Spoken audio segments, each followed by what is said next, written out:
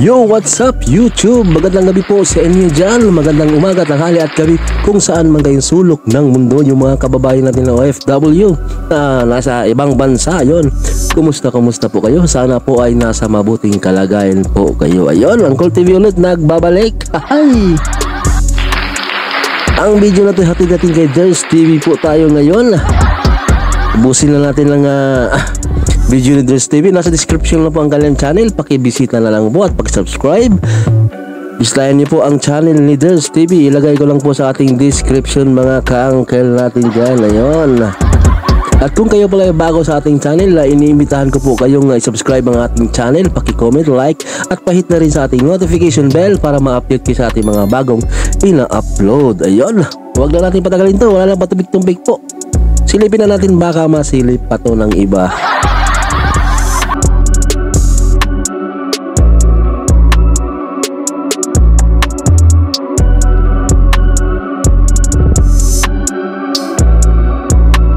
Sa inyong lahat, magandang araw po, kamusta na po kayo? Andito na naman ako, ang inyong lingkod na legit Dawarkads na tagahatid na mga legit na kaganapan tungkol sa TVJ. Kaya kung isa kayo sa hindi pa nakasubscribe sa ating channel, nako, i-click nyo na po ang subscribe at bell button dyan sa baba para pag may mga bago akong balita, ay manonotify po kayo agad-agad. At bago nga po natin simulan ng balitaan, nais ko lamang pong magpasalamat sa inyong lahat sa walang sawa ninyong pagsuporta at pakikinig sa aking mga daily update. So eto na, simulan na po natin ang balitaan at tunahin nating pag-usapan ang patungkol po dito sa kakapasok lamang na balita ngayong araw.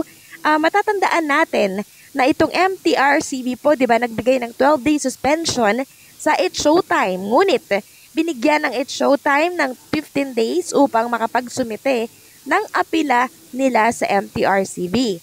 Nagad namang ginawa po ng It's Showtime at ngayong araw, lumabas na po ang resulta ng motion of reconsideration na hinain po ng GMA at ng ABS-CBN para po sa It's Showtime. So, ayan. Motion for the consideration ng ads. masamang balita po ito para po sa madlang people, lalo na po ang mga supporters ng It's Showtime. Iyak. Maraming iyak sa balita ito. Dahil ang motion of reconsideration Iyak po nila yan. ay dinanay po ng MTRCB. Hindi po tinanggap ng MTRCB ang kanilang motion of reconsideration. Batay nga po dito sa nilabas ng MTRCB na pahayag kaugnay ng pagdinay po nila. Basahin po natin, ano? So, September 28, 2023, which is today, MTRCB denies its Showtime motions for reconsideration. The Motion and Television Review and Classification Board, or MTRCB, released a resolution dated September 28, 2023, denying the motion for reconsideration MR filed by GMA Network Inc. and ABS-CBN Corporation. Said MRs sought relief from the board ruling dated August 17, 2023 regarding the July 25, 2023 episode of the live noontime television program. It's Showtime, specifically during the show Isip Bata segment, in which host Ryan Bang, Vice Ganda, and Aya Perez alay acted indecently or inappropriately in the presence of children, which is alay to have violated Section 3C of Presidential Decree Number 1986 and its implementing rules and regulation, in view of which the board decision dated 17 August 2023 is affirmed. So marami po ang natutuwa sa desisyong ito ng MTRCB dahil anila matapang po si Lala Soto dahil sa kabila ng mga death threats na kanyang natatanggap ay tinuloy pa din niya kung ano po ang nararapat gawin. Isa pa, sorry po, ang It's Showtime host wala silang natanggap. Na para bang pinapakita po ng It's Showtime na mga host ang katigasan po nila. So kinakailangan po nila ng MTRCB. Yes, bakit ka? Unlike 80 na nung Lunes, nagpaabot agad sila ng statement sa MTRCB hinggil sa lubid issue na pinalaki ng mga haters. Kaya, so sila, pinatatagal pa po nila. 'Di ba? Itong It's Showtime at hanggang ngayon, wala pong paghingi ng tawad. Kaya sinong hindi po i-deny ang motion Yes. of reconsideration ito. Sabi nga po ni Lala Soto nung nakaraan, makakatulong ang sorry. Pero ginawa ba nila? Hindi. Ni minsan hindi po nila sinubukan. Dahil ang katwiran Matigas nila, ulo. wala silang kasalanan. Ang A80 nga kahit lubid-lubid lang nagsorry po agad yon. Yun pa kayang kumain ka ng icing na may malaswang aksyon sa harap ng mga bata. Talagang matigas po sila kaya ang komento ng marami, dapat at karapat-dapat nasuspindihin ang It's Showtime ng 12 days dahil maging ng MTRCB binabangga po nila. At syempre, isama na din natin yung mga pang-inis at pagpaparinig po nitong si Vice sa MTRCB, di ba? Lagi po siyang may mga patama, no?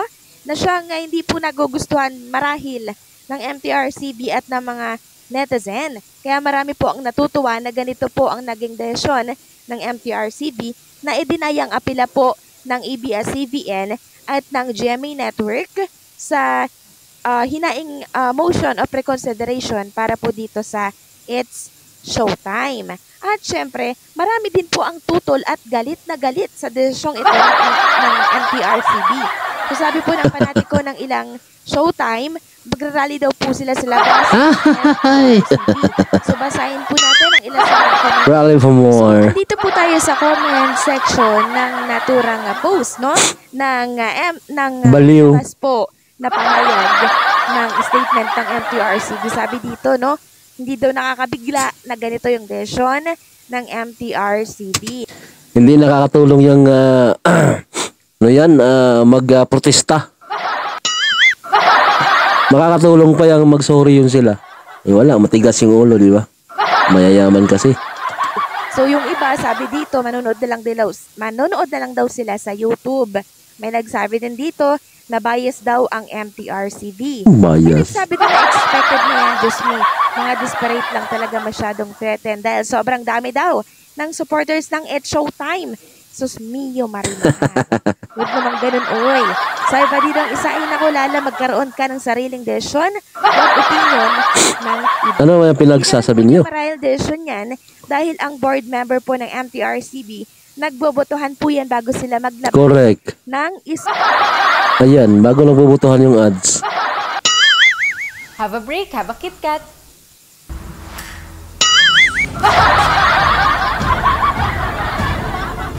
isang desisyon. Sorry. So, karamihan po sa mga nag-comment sa post na ito ay mga madlang people or panatiko po ng It's Showtime. Halata naman. At talaga namang makikita dito na hindi po sila pabor sa inilabas ng MTRCB na dininay po ang motion of reconsideration ng hinain po para po sa It's Showtime. So, ayan, sabi po dito, bias daw po si Lala Soto. Kalokohan. Mag-resign na daw po ito. Kayo mag-resign. Yes, Lala, resign. So, alam po, si Lala na naman po ang Oo nga. ng people dahil Ang sa baliw. desisyong ito na linabas po ngayon. Alam naman nila na hindi lang sila Miss Lala yung magdesisyon yan.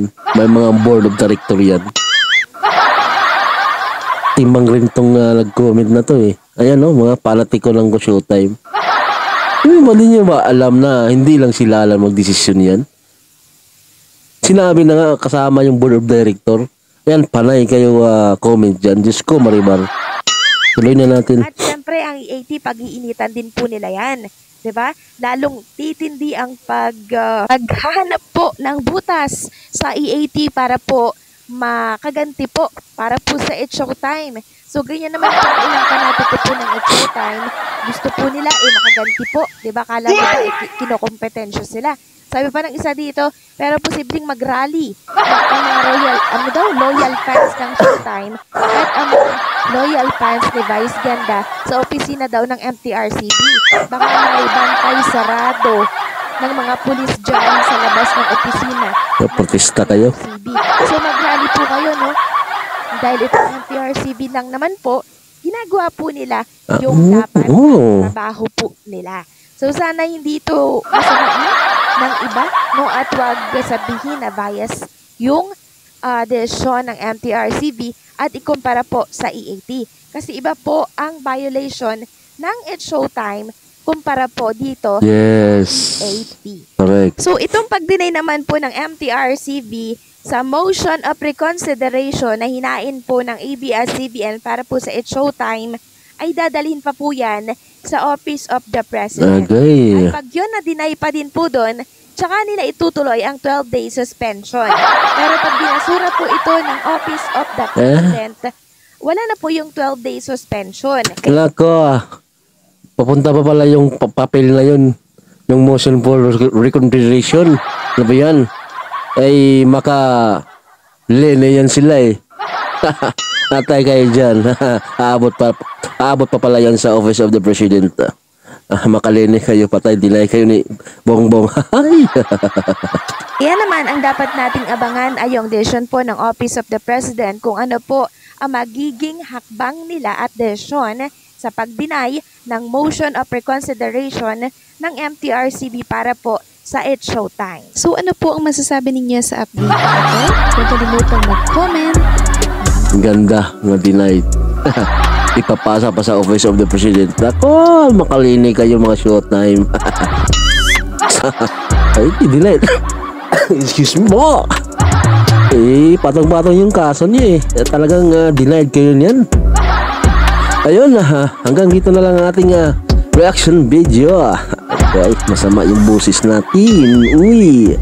And kung kayo pala bago sa ating channel, inibitahan ko kayo pa-subscribe ng ating channel, pa-click ang ating notification bell para ma-update kayo sa ating mga bagong ina-upload. Guys, paki-subscribe po tayo kay Ders TV. Courtesy po tayo sa kanyang video. Nasa description lang po ang kanyang channel. Paki-bisita, paki-subscribe. Ayan. Maraming salamat po sa ating mga bagong subscriber, mga bagong pasok sa ating channel. Thank you very much sa inyong support. Ayan, God bless po sa inyo dyan. Ingat and keep safe. Babush!